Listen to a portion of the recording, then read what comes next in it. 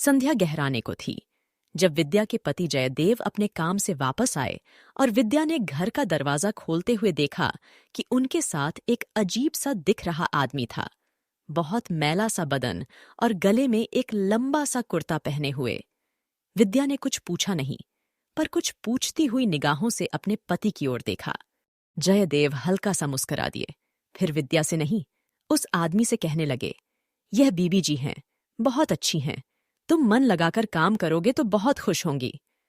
घर के भीतर आते हुए जयदेव ने बरामदे में पड़ी हुई एक चटाई की ओर देखा और उस आदमी से कहने लगे, तुम यहां बैठो, फिर हाथ पैर धो लेना। और फिर घर के बड़े कमरे की ओर जाते हुए विद्या से कहने लगे, तुम चाहती थीं कि काम के लिए कोई ऐसा आदमी मिले जो खाना पकाना भले ही न जानता हो मगर ईमानदार हो। विद्या कुछ घबराई सी पूछने लगी, इसे कहां से पकड़ लाए हो? आहिस्ता बोलो, जयदेव ने कमरे के दीवान पर बैठते हुए कहा और पूछा, मनु कहाँ है? खेलने गया है, अभी आता होगा। लेकिन यह आदमी, विद्या कह रही थी। जयदेव कहने लगे, मनु से एक बात कहनी है। यह बहुत सीधा आदमी है, लेकिन डरा हुआ है, खासकर बच्चों से डरा हुआ है। एक मेरे दफ्तर के शर्मा जी हैं, उनके पास था। वे इसकी मेहनत की और ईमानदारी की तारीफ करते हैं, लेकिन उनके बच्चे उनके वश की बात नहीं है। उनके 5 बच्चे हैं, एकदम से शरारती, इसका कद जरा लंबा है। वे इसे शुतुरमुर्ग कहकर परेशान करते थे। उनकी शर्मा जी की पत्नी भी तेज मिजाज की है। यह कितनी बार उनके घर से भाग जाता था, लेकिन कहीं ठिकाना नहीं था। वे फिर से पकड़कर इसे ले जाते थे। लेकिन यह कुछ सीख भी पाएगा? विद्या कह रही थी, तब जयदेव कहने लगे, ऊपर का काम तो करेगा, घर की सफाई करेगा, बर्तन करेगा। सिर्फ मनु को अच्छी तरह समझा देना कि वह इससे बदसलूकी न करे, फिर देखेंगे। अब एक प्याला चाय दे दो, उसको भी चाय पूछ लेना। विद्या कमरे से लौटने को हुई, फिर भीतर के छोटे कमरे में जाकर एक कमीज और एक पाजामा निकाल लाई और हाथ में साबुन का एक टुकड़ा और एक पुराना सा तौलिया लेकर बाहर चटाई पर बैठे हुए उस आदमी से पूछने लगी, तुम्हारा नाम क्या है?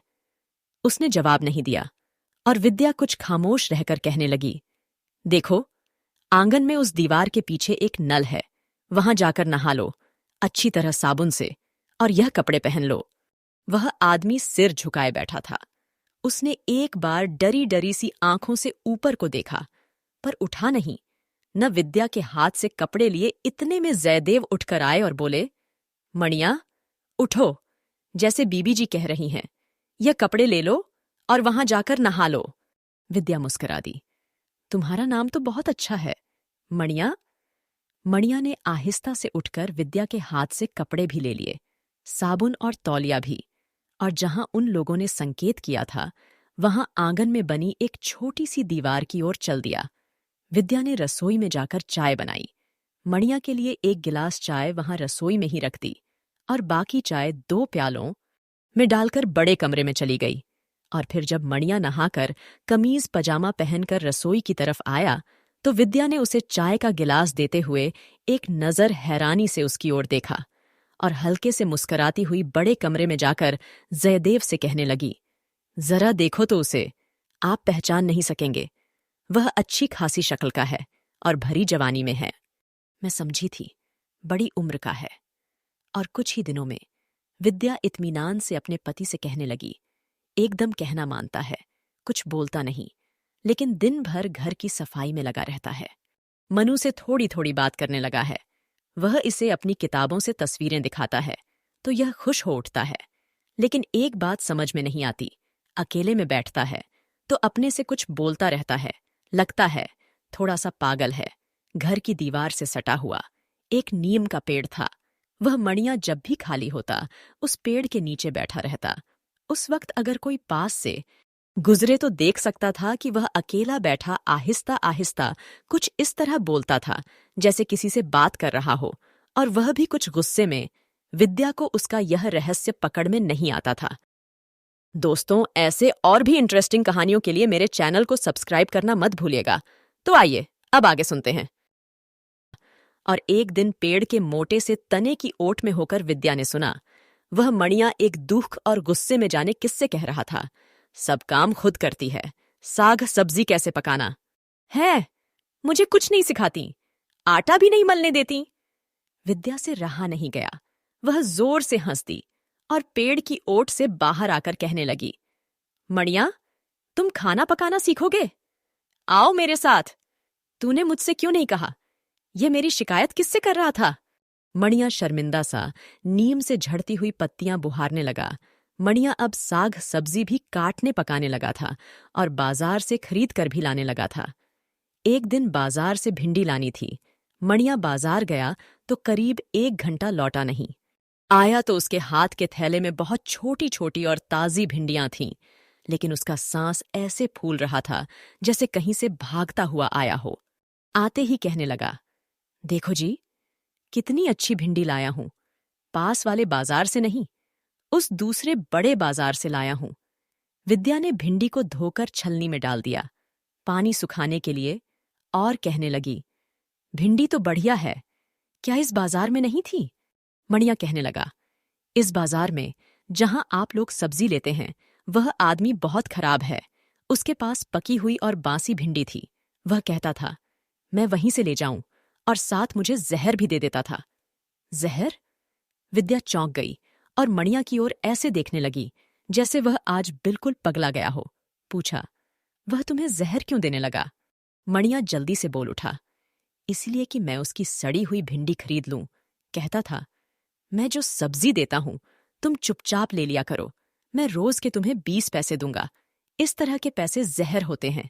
विद्या मणिया की ओर देखती रह गई, फिर हल्के से मुस्कुराकर पूछने लगी, यह तुम्हें किसने बताया था कि इस तरह के पैसे जहर होते हैं? मणिया आज बहुत खुश था। बताने लगा, मां ने कहा था, जब मैं छोटा था किसी ने मुझे किसी दूसरे के बाग से आम तोड़कर लाने को कहा था और मैं तोड़ लाया था। उस आदमी ने मुझे 50 पैसे दिए थे और जब मैंने मां को दिए तो कहने लगी, यह जहर तू नहीं खाएगा, जाओ उस आदमी के पैसे उसी को दे के आओ और फिर से किसी के कहने पर तू चोरी नहीं करेगा। और विद्या चुपचाप उसकी ओर देखती रह गई थी। उस दिन उसने मणिया से पूछा, अब तुम्हारी मां कहाँ है? तुम उसे गांव में छोड़कर शहर में क्यों आए हो? मणिया मां के नाम से बहुत देर चुप रह गया, फिर कहने लगा, मां नहीं है, मर गई, मेरा गांव में कोई नहीं है। दिन गुजरते गए और विद्या को लगने लगा जैसे मणिया को अब इस घर से मोह हो आया है, खासकर मनु से, जो उसे पास बिठाकर कई बार कहानियां सुनाता है। और एक दिन जब मनु ने किसी बात की जिद में आकर रोटी नहीं खाई थी तो विद्या ने देखा कि मणिया ने भी रोटी नहीं खाई थी। एक शाम विद्या ने अपनी अलमारी खोलकर हरे रेशम का एक सूट निकाला जो उसे कल सुबह कहीं जाने के लिए पहनना था। देखा कि कमीज पर कितनी ही सलवटें थीं। उसने मणिया को कहा, जाओ अभी यह कमीज प्रेस करवा के ले आओ, बिंदिया से कहना अभी चाहिए। मणिया गया पर उल्टे पांव लौट आया और कमीज पलंग पर रख दी। विद्या ने पूछा, क्या हुआ? बिंदिया ने कमीज प्रेस नहीं की? वह नहीं करती। मणिया ने इतना सा कहा और रसोई में जाकर बर्तन मलने लगा। विद्या ने फिर आवाज दी, मणिया, क्या हुआ? वह क्यों नहीं करती? जाओ उसे बुलाकर लाओ। मणिया उसी तरह बर्तन मलता रहा, गया नहीं। तो विद्या ने फिर से कहा। जवाब में मणिया कहने लगा, साहब आते ही होंगे, अभी मुझे आटा मलना है, अभी दाल भी पकी नहीं और अभी चावल बीनने हैं, और मनु साहब ने कुछ मीठा पकाने को कहा था। अभी। विद्या हैरान थी कि आज मणिया को क्या हो गया। उसने आज तक किसी काम में आनाकानी नहीं की थी। और विद्या ने कुछ ऊंची आवाज में कहा, मैं देख लेती हूं रसोई में, तुम जाओ, बिंदिया को अभी बुलाकर लाओ। मणिया बर्तन वहीं छोड़कर गया, लेकिन उल्टे पांव लौट आया, कहने लगा, वह नहीं आती, और फिर चुपचाप बर्तन मलने लगा। विद्या की पकड़ में कुछ नहीं आ रहा था। वह सोच रही थी, जाने क्या हुआ, बिंदिया ऐसी तो नहीं थी।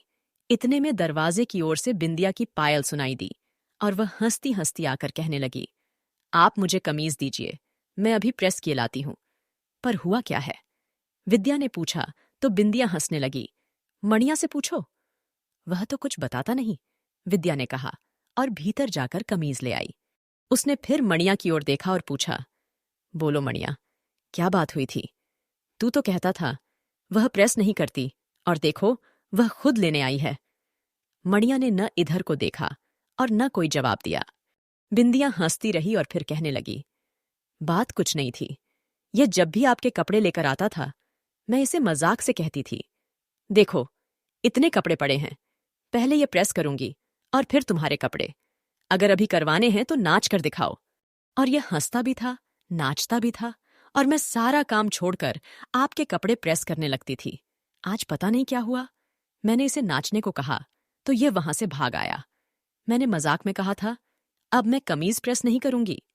विद्या चुपचाप सुनती रही, फिर कहने लगी, और क्या बात हुई थी? बिंदिया हंसते हंसते कहने लगी, और तो कोई बात नहीं हुई। आज तो इसे मेरी माँ ने एक लड्डू भी दिया था खाने को, लेकिन यह लड्डू भी वहां छोड़ आया। तुम किस बात पे लड्डू इसे खिला रही थी? विद्या ने मुस्कुराकर पूछा तो बिंदिया कुछ सकुचाती सी कहने लगी, मेरी सगाई हुई है, माँ ने इसे वही लड्डू दिया था।